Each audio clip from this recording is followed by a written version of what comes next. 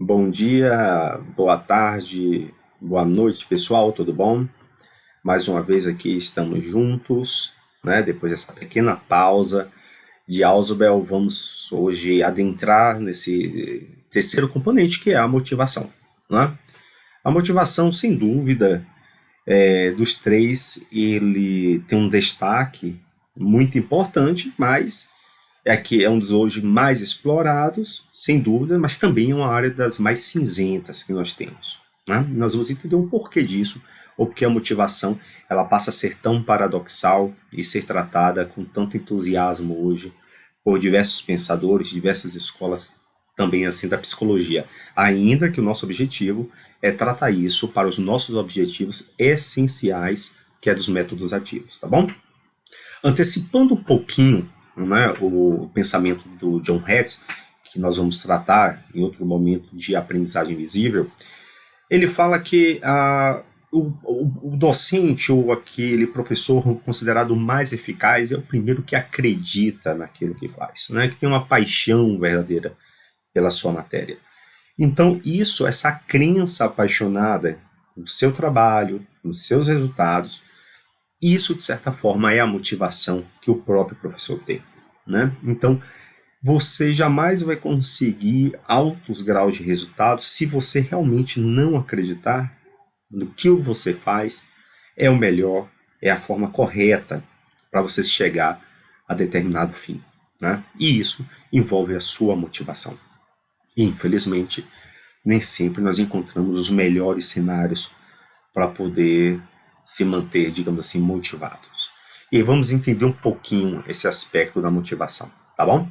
Existem diversos dizeres ou questões de o porquê a motivação ela seria importante durante um processo de metodologias ativas. Eu acho que na metodologia ativa a motivação ele é o item dos mais importantes quando eu comparo com as modalidades tradicionais. Primeiro, é porque através da motivação é que nós vamos conseguir indivíduos capazes de se autodeterminar aonde querem chegar e seguir aquilo que se propõe fazer, ou seja, se autodirigir. Afinal de contas, como o nosso Rubem Alves já expressou, o conhecimento ele está aí, à disposição de todos, não é isso? Então, esse despertar da curiosidade, de transformar isso em algo mais palpável, algo mais próximo da zona de interesse do adulto, desse aprendiz, é o que nos faz a diferencial, nos traz como diferencial aí dos educadores. O estudo na motivação ela vem de uma escola desde as mais antigas e clássicas, tratadas inclusive por Platão e Aristóteles, né? Mas modernamente, de uma maneira mais contemporânea, as teorias da motivação elas são diversas. Eu apenas elenquei aqui alguns nomes, não iremos discutir sobre cada uma delas, é óbvio, né? Mas apenas para vocês terem uma ideia de que quantas escolas e teorias nós podemos investigar para ver onde é que ponto ou que melhor se ajusta ao que nós acreditamos para estar trabalhando, tá? Então, vou pegar inicialmente uma teoria das mais clássicas, das mais antigas, tá? Mais tradicionais, digamos assim, e vou pegar uma teoria depois mais contemporânea. E vou fazer o contraponto entre esses dois pensamentos e como eu utilizo isso para a minha análise, para a minha reflexão, tá bom?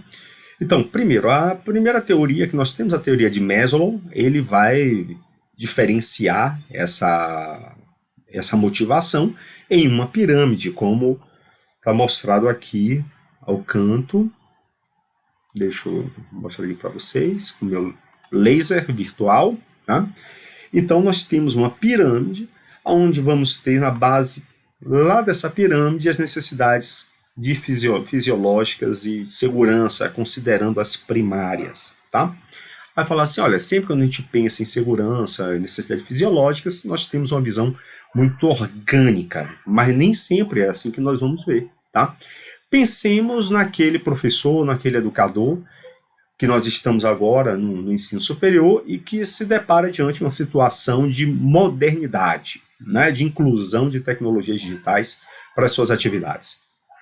Nós sabemos que muitos desses professores se sentem, de certa forma, inseguros no domínio de tais ferramentas. Então, isso mexe sim com a necessidade primária dele, porque isso gera uma insegurança.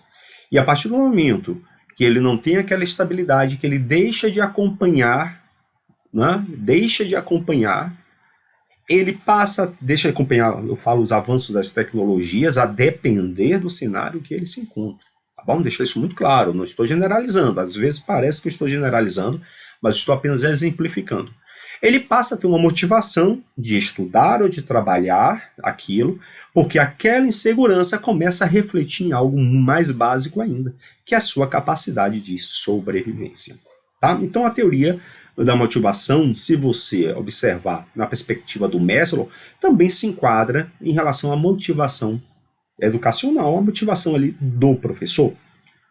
Na perspectiva do estudante, também nós veremos de igual maneira, né, a necessidade do estudo como ponto de partida para a sua própria sobrevivência, né, para a manutenção da sua família.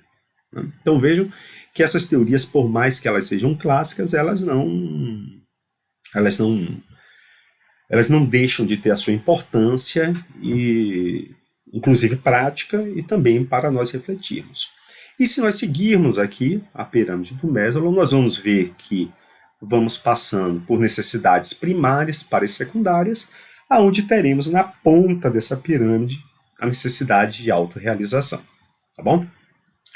E com isso o aumento do grau de satisfação. Não? Então, se por um início aquilo parecia uma necessidade, o que me motivou foi uma necessidade, depois isso começou a passar por ser uma demanda social, onde gerou uma necessidade também de estima e, por último, de autorrealização. Né? Então, nós vemos que essa necessidade de autorrealização seria o ponto mais alto na perspectiva do Maslow de motivação. O que me motiva, o que me realiza como educador. Né? No final das contas. Né? Esse meu trabalho, ele serve para quê? Qual é o que me gratifica isso? Né? Que tipo de reconhecimento eu estou tendo em relação ao que eu faço? Tá bom? E nós veremos aí que tem fatos muito interessantes, que nem sempre é aquilo que eu percebo, é aquilo que realmente acontece. Tá? Que a motivação e a eficácia, elas parecem caminhar juntos, como nós vimos. Né? O indivíduo motivado, ele é mais eficaz. Mas nem sempre a motivação ela vai estar associada ali com a eficácia, né? Ou a efetividade na perspectiva do outro. Né? Estamos trabalhando sempre sobre essa questão de como as coisas são relativas. Então, de início, vamos tratar um tema que eu sempre gosto de trazer à baila, tá? É o café com café normal, no copinho normal, tá? A gente aqui é simples no último, tá? Tem um copo muito sofisticado, não. Esse copo é o copo que eu gosto, é assim que tá bom. Fora o meu copo americano ali de água. Sempre quando nós temos um pouco tempo para poder discutir com um amigo que a gente vai tratar de avaliação, parece que os cabelos ficam em pé, né? Porque se criou uma cultura contra, muitas vezes, a avaliação. A avaliação, ela é punitiva, ela é castradora. Não, de fato. A depender da forma como você percebe o processo avaliativo, ele pode ser um instrumento realmente de punição. Mas vamos também tentar desmistificar um pouco isso? Vamos? Tá? Vamos chegando lá, vamos chegar lá. Primeiro, quando nós trabalhamos na perspectiva da motivação, se nós pensarmos bem, nós podemos ter duas grandes classes. Uma que é externa, né? Ou seja, eu me sinto, algo externo me motiva, ou eu posso ter simplesmente algo interno, uma questão de satisfação pessoal, como o Maslow lá tratou. Né? Ele lá na ponta da pirâmide, ele basicamente estava falando que era de uma autorrealização. Essa autorrealização, claro, que pode ter vindo de uma motivação externa, ali outra, não é? onde depois foi, né, digamos assim, naquele bate-papo ali psicanalítico incorporado ao ego, né, mas depois o indivíduo se vê daquela forma, se vê motivado porque ele gosta daquilo que ele faz. Né? Então teremos aí um fator externo, né, o extrínseco, e um fator interno, aí seria o intrínseco. Teríamos essas duas grandes classes que nós vamos trabalhar com um pouco mais de detalhe. No início dos estudos, eu sempre gostei de quando falava em educação, comparar um pouquinho da neurociência com as escolas clássicas da pedagogia, né? E uma dessas temáticas é quando o próprio Piaget vai trazendo esse desafio, né, essa necessidade ali do aprendizado a partir de uma perspectiva, tá, de um estado de desequilíbrio ali externo, né? Ou seja, nós temos esse potencial do aprendizado em função desse estado. Então, para a Piaget, o que acontece? Existe uma exigência em geral necessária para que a aprendizagem ocorra, é algum tipo de tensão, tá? Algum reconhecimento do fato de não saber. Extremamente bonito isso, né? É um pensamento muito fino, né? Só sei que nada sei, né? Um comprometimento em querer conhecer e aprender, né? E aí nós temos diversos dizeres, né, que a sabedoria vai estar muito mais próxima de quando você reconhece que pouco você sabe diante de tantas incertezas e conhecimentos que a nossa mente não consegue ainda dominar. Não é? Então, algum tipo de tensão, ela de toda forma, até o Piaget já começava a reconhecer como algo extremamente importante na perspectiva das escolas do pensamento da educação, do pedagógico. Porém, nós temos ainda muito anteriormente, já na escola, né, da neurologia, da psiquiatria, do comportamento, e maravilha o som dos pássaros, uma pesquisa que era relacionando aí o estresse, o estímulo, com a eficácia, ou no caso, o desempenho, né, de um animal ou do mesmo de um ser humano. E esse trabalho é o que gerou a teoria do Yerkes e Dodson, né? Então, todo mundo vai falar curva do Yerkes e Dodson, como se fossem duas pessoas. Não, era o Robert Yerkes e o John Dodson, tá? Todos os dois, o laboratório de psicologia lá de Harvard. Então, segundo eles vêm trazendo isso no início do século passado, tá? O desempenho ele vai aumentando de acordo com o estresse, né? Com esse desafio, com esse potencial de que é gerado para o indivíduo. Veja que nós estamos falando de um trabalho publicado em 1908, tá? Ou seja, é o início do século passado que essas observações começam experimentalmente a serem definidas. Então, se você não tem nenhum tipo de desafio, vejamos aqui onde está o meu laser, tá? Se eu não tenho nenhum desafio, nenhum tipo de estresse, o desempenho também ele é medíocre.